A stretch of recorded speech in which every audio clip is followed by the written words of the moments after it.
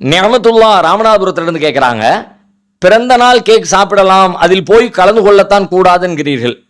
அப்படியானால் கந்தூரி எனக்கு பிடிக்காது, அங்கே போகவில்லை, அந்த உணவு வீட்டுக்கு வந்தால் அதை சாப்பிடலாமா அப்படின்னு சொல்லி கேட்குறாங்க. கிட்டத்தட்ட இதுவும் அந்த முதல் சொன்ன கேள்வியை ஒட்டி அதே மாதிரியான கேள்விதான். ஒரு சபைக்கு இந்த சபை மார்க்கத்துக்கு முரணான சபையில் பங்கேற்க கூடாது என்று நாம சொல்றோம். இப்ப அந்த மார்க்கத்துக்கு முரணான சபை அங்க தயாரிக்கப்பட்ட அல்லது அங்க உருவாக்கப்பட்ட ஒரு பொருள் நம்முடைய வீட்டுக்கு வந்தால் அந்த பொருள் ஹராம் இல்லை, ஹலால், அதை சாப்பிடலாம். அந்த பொருள் ஹராம் ஆயிராது. அந்த இடத்துல போய் உட்கார்றீங்க, அல்லாஹ்வுடைய வசனங்கள் கேலி செய்யப்படுற மாதிரி மறுக்கப்படுற மாதிரியான சபையில போறது குற்றம்னு சொன்னா அந்த குற்றத்தில் நீங்க பங்கேற்கவில்லை.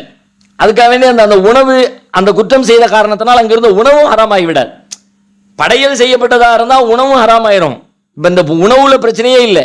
ஒரு காரியம் செய்யறாங்க, அந்த காரியம் தப்பு, அந்த நேரத்தில் சாப்பிட்றதுக்காண்டி சாப்பாடு ரெடி பண்ணாங்க, இந்த சாப்பாடு ஹலால், இந்த சாப்பாடு நம்ம ஹராம்னு புறக்கணிக்க முடியாது. அப்படிப்பட்ட ஒரு சாப்பாடு என் வீட்டுக்கு வந்துச்சுன்னா அதை சாப்பிட்றதுல ஒன்றும் பிரச்சனை இல்லை, ஒன்றும் தவறு இல்லை. ஆனா கந்தூரி உணவை பொறுத்த வரைக்கும் அந்த உணவே ஹராம். அந்த உணவு படைக்கப்பட்டது அந்த உணவு உங்களுக்கு நீங்க அங்க போறீங்களா போறலையாங்கிறத தாண்டி போனாலும் சரி போகலாட்டியும் சரி இந்த உணவு எப்படி வந்தாலும் உங்களுக்கு இந்த உணவை பற்றி கொள்ளுற பொருளே அல்லாஹ் ஹராம்ன்ற பட்டியலுக்குள்ள வச்சிருக்கான். அல்லாதவர்களுக்காக படைக்கப்பட்ட உணவை சாப்பிடக்கூடாது. இது எல்லாம் அந்த பட்டியலுக்குள்ள வர்ற காரணத்தினால நாம அதை சாப்பிட முடியாது.